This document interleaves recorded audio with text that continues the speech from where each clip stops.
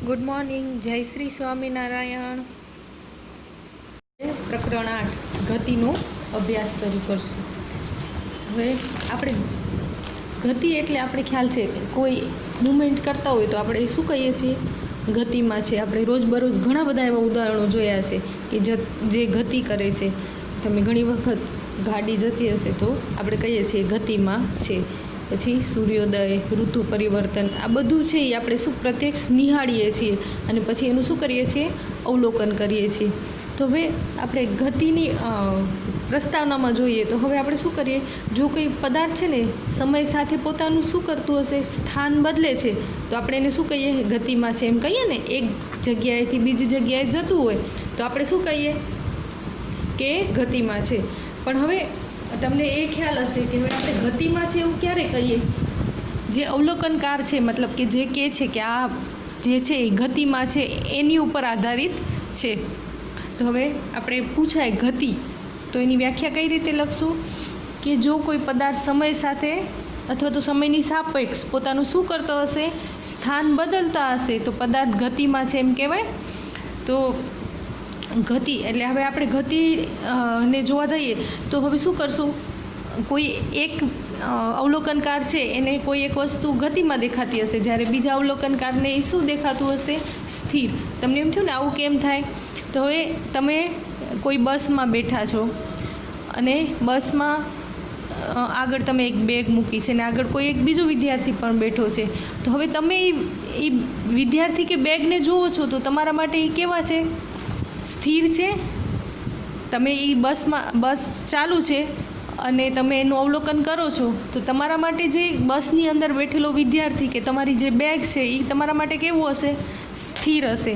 જ્યારે બસની બહારથી કોઈ એક વ્યક્તિ અથવા વિદ્યાર્થી તમને જોવે છે તો એના માટે તમે કેવા હશો, ગતિમાં હશો। પેલી બેગ પણ એના માટે કેવી હશે, ગતિમાં હશે ને જે વિદ્યાર્થીનું પહેલાં તમે અવલોકન કર્યું હતું એ પણ એના માટે કેવું હશે, ગતિમાં હશે।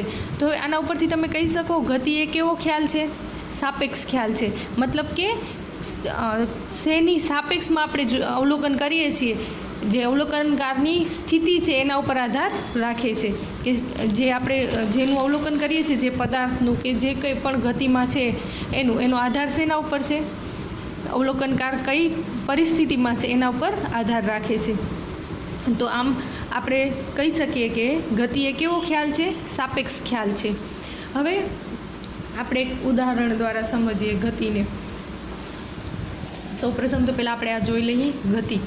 આપણે હમણાં જે જોયું ને બધું, જો કોઈ પદાર્થ સમયની સાપેક્ષ પોતાનું સ્થાન બદલતું હોય તો તેવા પદાર્થ છે એને શું કહેવાશે, ગતિ કહેવાશે। એ પદાર્થને ગતિમાં છે એવું કહેવાશે।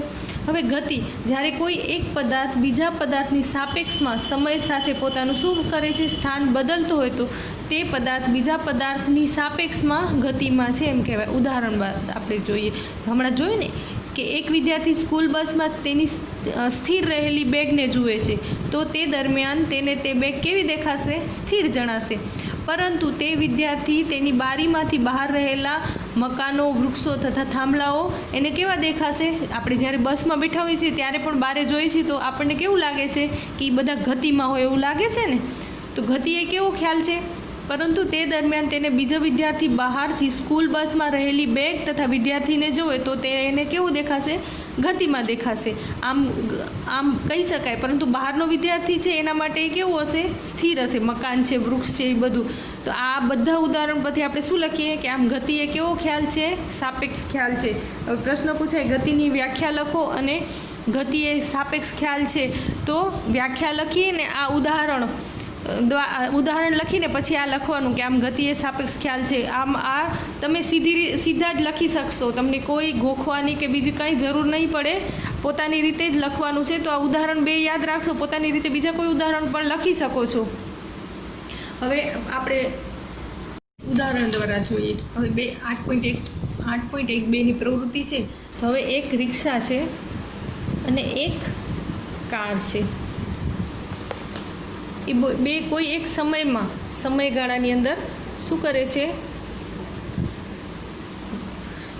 ગતિ કરે છે। હવે અહીંયા 9 વાગે, સવારે 9 વાગે એક્ઝેક્ટ આપણે સમજવા માટે આ લઈએ છીએ। અહીંયા લઈ લઉં આ કાર. હવે એક્ઝેક્ટ 9 વાગે છે. રિક્ષા બી 0 મીટરનું અંતર કાપ્યું છે, કારે પણ કેવું કાપ્યું છે? 0 મીટર અંતર કાપ્યું છે. હવે 9 અને 5 એટલે કે 9 ને 5 AM, અહીંયા આપણે AM લખી દઈએ. રિક્ષા છે એ કેટલું અંતર કાપે છે? 100 મીટર અંતર કાપે છે, જ્યારે કાર કેટલું કાપે છે? 130 મીટર અંતર કાપે છે. હવે 9 અને 10 રિક્ષા કેટલું અંતર કાપે છે? 0થી કરીને 200 એટલે કે 200 મીટર, એનું જે મીટર કાંટો છે એ દેખાડે છે 200 મીટરે. અને આ કેટલું કાપે છે? 230 કાર. હવે 9 અને 15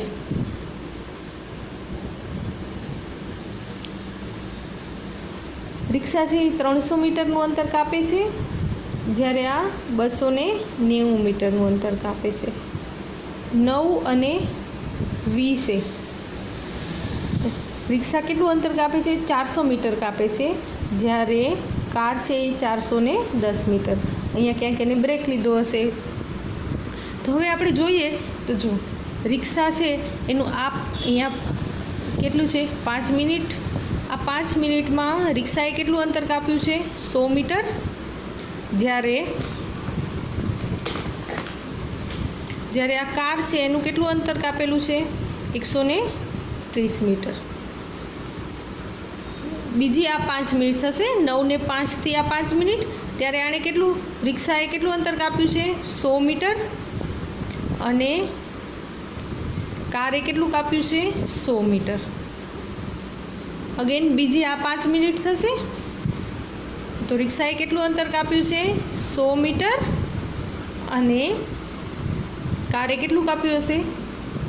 60 મીટર. કદાચ નાસ્તો પાણી માટે કાર ઊભી હશે તો એણે ઓછું અંતર કાપ્યું છે. નેક્સ્ટ આ 5 મિનિટમાં રિક્ષાએ કેટલું અંતર કાપ્યું છે? Again 100 metre. અને કારે કેટલું કાપ્યું છે? 120 મીટર. તો હવે આનામાંથી તમને એટલી ખબર પડી, રિક્ષા છે કેવું અંતર કાપે છે? દર 5 મિનિટે એક સમાન અંતર કાપે છે, 100 મીટર 100 મીટર. જ્યારે કાર છે એ કેવું કાપે છે? એક સમાન નથી કાપતું. અહીંયા આ 5 મિનિટમાં એણે 130 મીટર કાપ્યું છે. નેક્સ્ટ 100, પછી 60, પછી 120 મીટર કાપ્યું છે. અહીંયા 60 મીટર ને અહીંયા 120 મીટર. તો આના ઉપરથી આપણે એક નવી વ્યાખ્યા જોવાની છે. એ છે, જો આ રિક્ષા છે એને આપણે કેવી ગતિ કહી શકશું? નિયમિત ગતિ કહી શકશું. નિયમિત સમયમાં નિયમિત ગતિ કરે છે તો આને નિયમિત ગતિ કહી શકાશે. જ્યારે આ કાર છે એ કેવી ગતિ કરે છે? અનિયમિત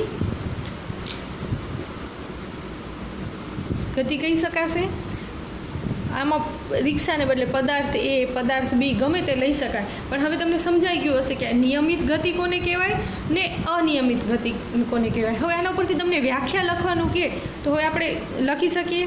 આ ઉદાહરણ આપણે આપણી સાપેક્ષ નજર સમક્ષ રાખીએ તો જ્યારે કોઈ પદાર્થ ચોક્કસ સમયગાળામાં, ચોક્કસ સમયગાળો છે આ 5 મિનિટ, ચોક્કસ અંતર કાપે છે, આ 100 મીટર ચોક્કસ અંતર કાપે છે, તો તે પદાર્થ કેવું કહેવાય છે? નિયમિત ગતિ કરતું કહેવાય છે.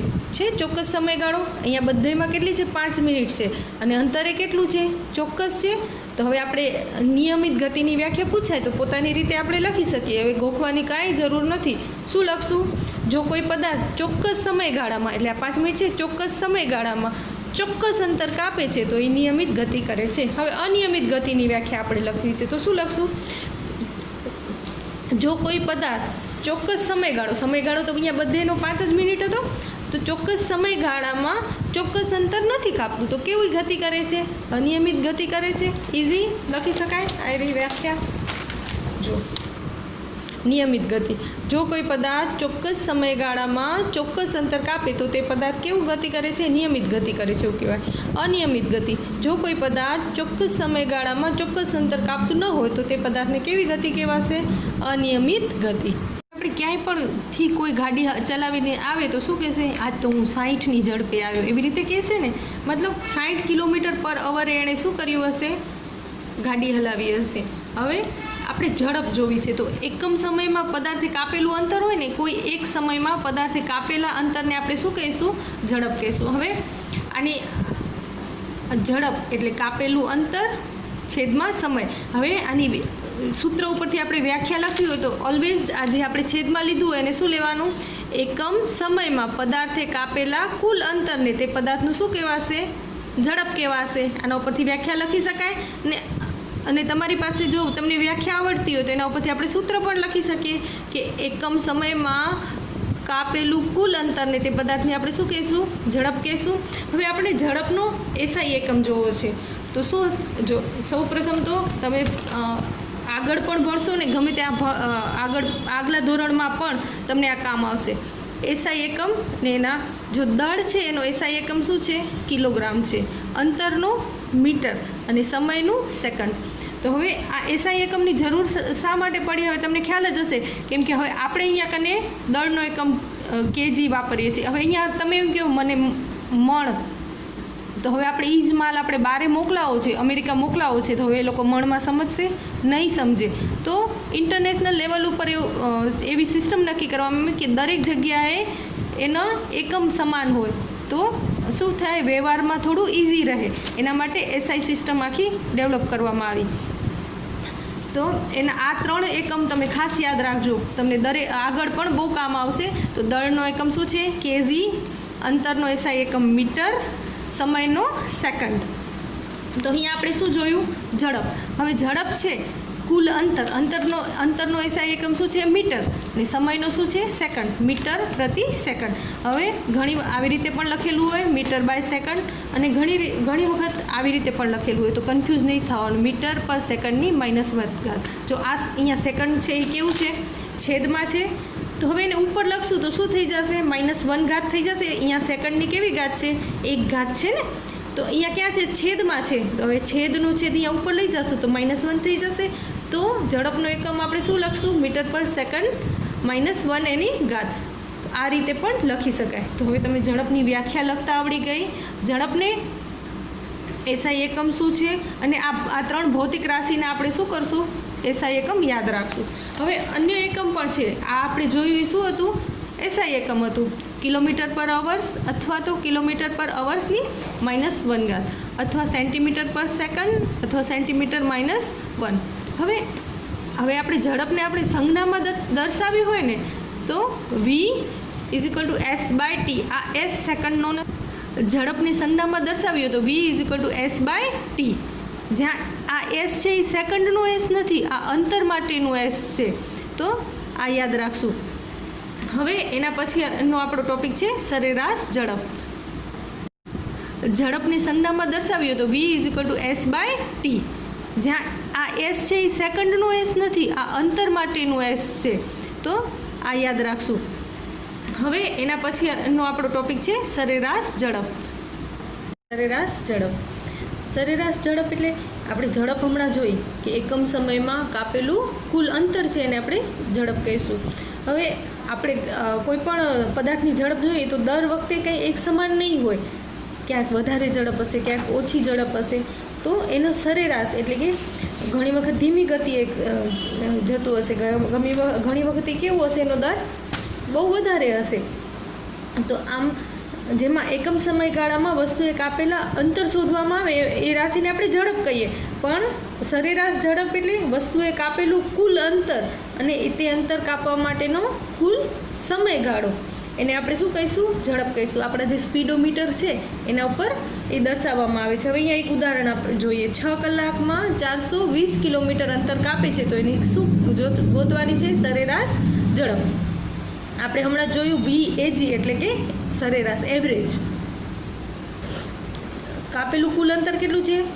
420. આપણે સૂત્ર ખબર છે, કાપેલું કુલ અંતર એના ભાગે આપણે શું કરીએ છીએ? સમય, કુલ સમય. આપણા પાસે અહીંયા કાપેલું કુલ અંતર કેટલું છે? 420 કિલોમીટર છે અને સમય કેટલો આપેલો છે? 6 કલાક. તો આ 420 કિલોમીટર 6 કલાકમાં કાપે છે તો એની સરેરાશ ઝડપ કરીએ તો કાપેલું અંતર એને ભાગ્યા સમય એટલે 420 ભાગ્યા 6 તો 6 × 7 = 42 એટલે 70 આવશે. 70 કિલોમીટર પર અવરની ઝડપ થઈ. તો આમાં નાના નાના દાખલા ઘણીવાર પૂછાતા હોય છે, તો આપણે આ સૂત્ર ઉપરથી કિંમત મૂકી અને કરી શકીએ. એક આપણા ઉદાહરણમાં આપેલું છે, એક વસ્તુ 4 સેકન્ડમાં 16 મીટર અંતર કાપે છે, ત્યારબાદ 2 સેકન્ડમાં 16 અંતર કાપે છે 16 મીટર, તો વસ્તુની સરેરાશ ઝડપ શોધો. હવે આપણને ખબર છે વસ્તુ દ્વારા કપાયેલ કુલ અંતર કેટલું? 16 મીટર પ્લસ 16 મીટર થશે ટોટલ, તો 32 મીટર આવ્યા. હવે આ અંતર કાપવા લીધેલો સમય જો પહેલી વખત કેટલો લીધો છે? 4 સેકન્ડ અને બીજી વખત 2 સેકન્ડ. કુલ આપણે ટોટલ જોશે એટલે 6 સેકન્ડ મળ્યા. આ સમજાઈ ગયું? હવે આનું સૂત્ર છે સરેરાશ ઝડપ બરાબર કાપેલું અંતર ભાગ્યા લાગેલો કુલ સમય. તો કાપેલું કુલ અંતર કેટલું છે? 32 અને લાગેલો સમય 6 સેકન્ડ. ટોટલ કેટલું આવશે? 32 ભાગ્યા 6 કરશું તો 5.33 મીટર પર સેકન્ડ.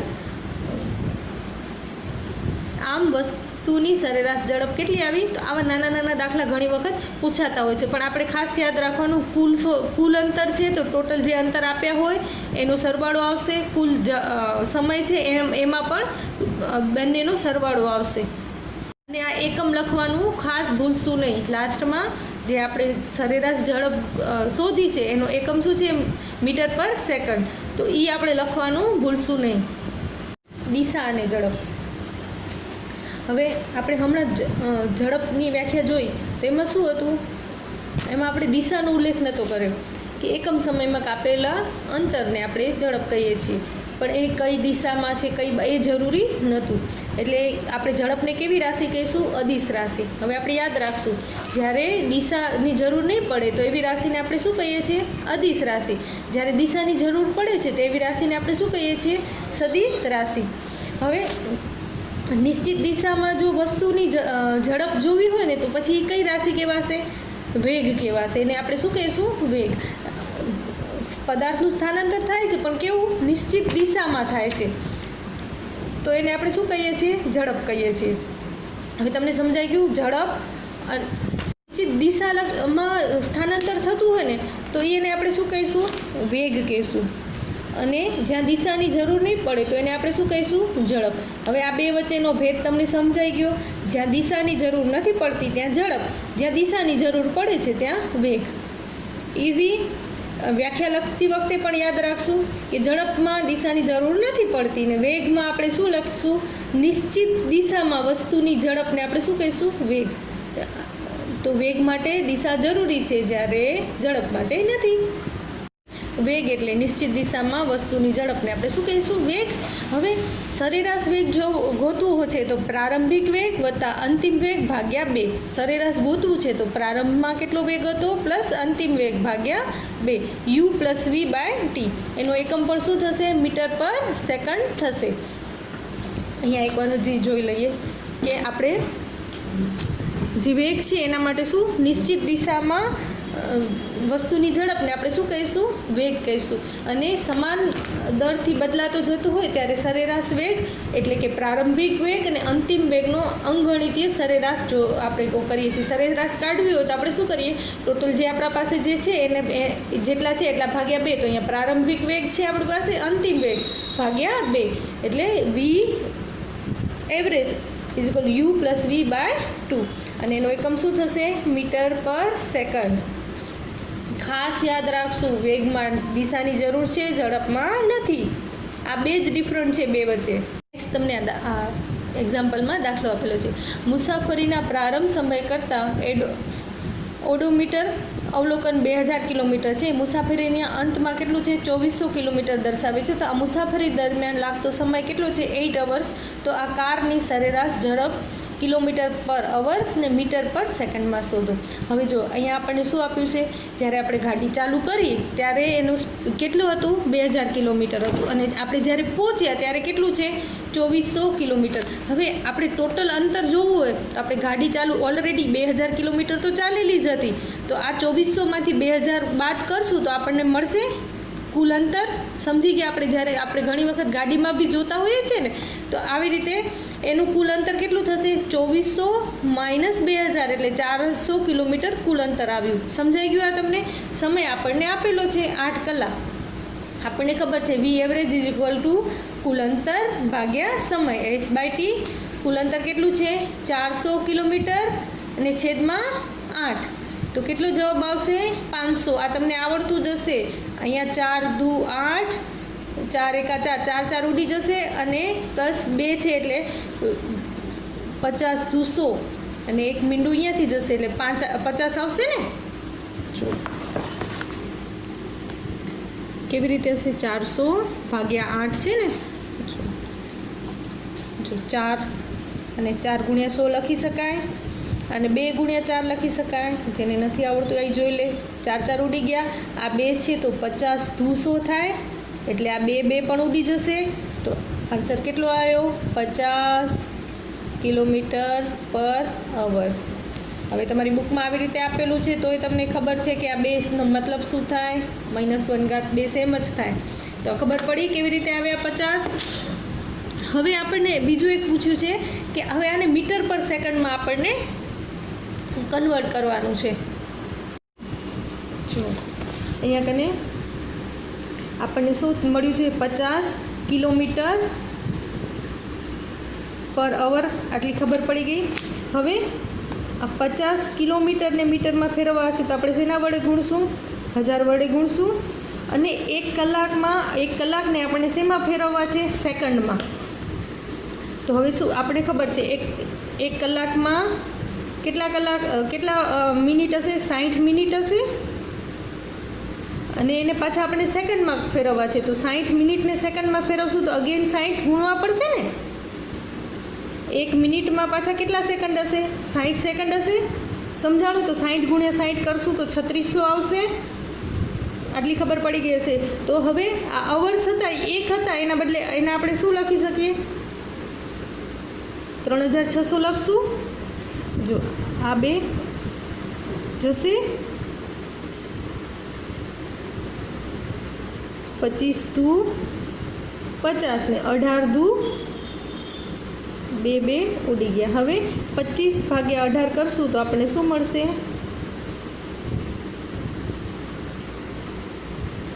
સમજાઈ ગયું. સ્વરૂપે તમને દાખલો પૂછાય તો હવે તમે દરેક ગણતરી કરી શકશો. મીટર પર સેકન્ડને કિલોમીટરમાં ફેરવવું હશે તો એને ઊંધું લેશું.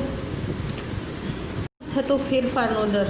હવે આપણે ખબર છે કોઈ પણ એક પદાર્થ ગતિ કરતી હશે એ કોઈ એક દિશામાં તો એ નિયમિત રીતે એક જ સરખા વેગથી નહીં ચાલી શકે. ઘણી વખત ગાડી આપણે ચલાવશું તો બ્રેક મારવો પડશે એટલે એની શું થઈ જશે ગતિ કેવી થશે ઓછી થશે એટલે વેગ પણ કેવો થશે ઓછો થશે. તો હવે જે ફેરફાર થાય છે ને વેગમાં એને આપણે શું કહીશું પ્રવેગ કહીશું. વેગમાં થતા આ ફેરફારને આપણે શું કહીશું પ્રવેગ કહીશું. તો હવે એની આપણે આનામાં દર્શાવવું હોય સંજ્ઞા દ્વારા તો કેવી રીતે દર્શાવશું A = V - ut ક્યાંથી આવે જો વેગમાં થતો ફેરફાર અને તે માટે લીધેલો સમય. પ્રવેગ એટલે શું વેગમાં જે ફેરફાર થાય છે એ પણ એના માટે લીધેલો સમય. આના ઉપરથી આપણે વ્યાખ્યા લખી શકીએ એકમ સમયમાં થતા વેગમાં થતા ફેરફારને આપણે શું કહીશું પ્રવેગ કહીશું. ઇઝી. હવે જો કોઈ વસ્તુનો પ્રારંભિક વેગ કેટલો છે u છે અને એના માટે લીધેલો સમય t છે, અંતિમ વેગ કેટલો છે v. આપણે ફેરફાર જોવાનો છે એટલે તો અંતિમ વેગ વધારે હશે. અંતિમ વેગ એટલે v, પ્રારંભિક વેગ એટલે u, v - u/t. એને આપણે સમીકરણ 8.3 આપ્યું. તો હવે તમને પ્રવેગની વ્યાખ્યા, પ્રવેગની આ સંજ્ઞા, પ્રવેગની વ્યાખ્યા, એનું સૂત્ર અને પ્રવેગ કોને કહેવાય એટલી સમજાઈ ગયું. હવે આનો એકમ હવે આપણને ખબર છે અહીંયા આવશે એ શું હશે v - u અંતર હશે. તો અંતરનો SI એકમ શું છે મીટર અને t એટલે સમયનો SI એકમ છે સેકન્ડ. તો શું થશે મીટર પર સેકન્ડ સ્ક્વેર. હવે જો આ સેકન્ડ સ્ક્વેર કઈ રીતે આવ્યું જો અહીંયા કને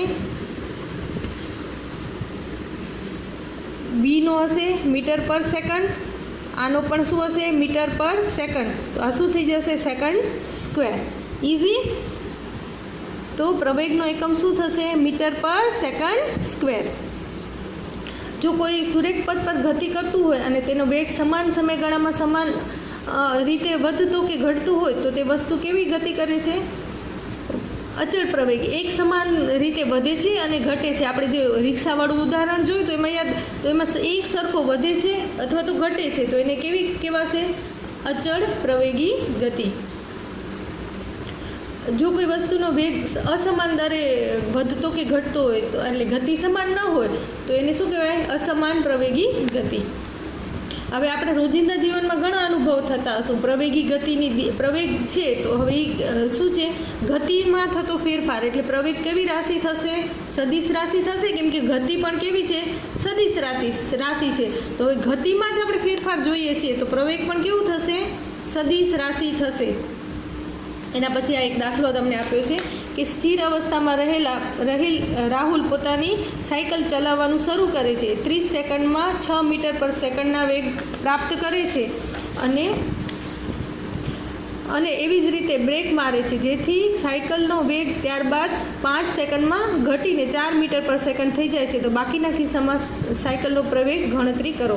હવે જો પ્રારંભિક વેગ એટલે સ્થિર હતો તો શું આવશે? 0. જ્યારે એણે સાયકલ ઉપાડી ત્યારે ગતિ નહોતી. અને અંતિમ વેગ આપણને કેટલો આપ્યો છે? 6 મીટર પર સેકન્ડ. સમય 30 સેકન્ડ આપેલું છે. તો હવે આપણને ખબર છે પ્રવેગ બરાબર અંતિમ માઇનસ પ્રારંભિક ભાગ્યા સમય. અંતિમ વેગ માઇનસ પ્રારંભિક વેગ ભાગ્યા સમય. તો હવે અંતિમ વેગ આપણને ખબર છે 6 મીટર પર સેકન્ડ માઇનસ 0 સ્થિર હતી અને લાગેલો સમય આપણને આપેલો છે 30 સેકન્ડ. તો કેટલો હશે? 0.2 સેકન્ડ. હવે બીજો કિસ્સો એવી જ રીતે આપેલો છે કે હવે એ 6 મીટરથી આગળ ગયો તો એ એના માટે શું થઈ ગયું? પ્રારંભિક થયો. જો પહેલાં અહીંયા 0થી શરૂઆત કરી, પછી 6 પહોંચ્યો અને હવે આપણને 4. આ એની શું છે? ગતિ છે. એટલે આ બધા મીટર પર સેકન્ડ ને આ મીટર પર સેકન્ડ. હવે આના માટે આપણને કેટલો સમય આપેલો છે? પ્રથમમાં આપણે 30 સેકન્ડ આપેલું છે અને આ 6 થી આ 4 વાળામાં આપણે કેટલી સેકન્ડ આપી છે? 5 સેકન્ડ આપી છે. તો હવે આ કિસ્સામાં આ આ એનો પ્રારંભિક વેગ થયો, આ અંતિમ વેગ. હવે બીજા કિસ્સામાં 6 મીટર પર સેકન્ડ. આ કિસ્સામાં શું થશે? આ પ્રારંભિક વેગ થશે અને આ કેવું થશે? અંતિમ વેગ થશે. સમજાણું? એક સાયકલ લઈને નીકળ્યા છો, અહીંયાથી અહીંયાનું આપણને પૂછ્યું, પછી અહીંયાથી અહીંયાનું. તો આ બીજા કિસ્સા માટે આ કેવો થઈ જશે? પ્રારંભિક વેગ. અને પહેલા કિસ્સા માટે આ અંતિમ વેગ. સમજાઈ ગયું? તો હવે પ્રારંભિક વેગ કેટલો છે? 6 મીટર પર સેકન્ડ. અંતિમ વેગ કેટલો છે? 4 મીટર પર સેકન્ડ. અને સમય 5 સેકન્ડ આપણને જે દાખલામાં આપેલું છે એ જ છે. તો બસ વેગનો તફાવત અંતિમ વેગ માઇનસ પ્રારંભિક વેગ એટલે 4 મીટર પર સેકન્ડ માઇનસ 6 મીટર પર સેકન્ડ ડિવાઈડ બાય 5. તો કેટલું આવશે? 0.4 મીટર પર સેકન્ડ સ્ક્વેર. આ એકમ લખવાનું ભૂલશું નહીં. આમ સાયકલનો પ્રથમ કિસ્સામાં પ્રવેગ કેટલો હતો? 0.2 મીટર પર સેકન્ડ સ્ક્વેર ને બીજા કિસ્સામાં 0.4 મીટર પર સેકન્ડ સ્ક્વેર. નેક્સ્ટ વિડીયોમાં પાછા મળીશું. ત્યાં સુધી જય શ્રી સ્વામિનારાયણ.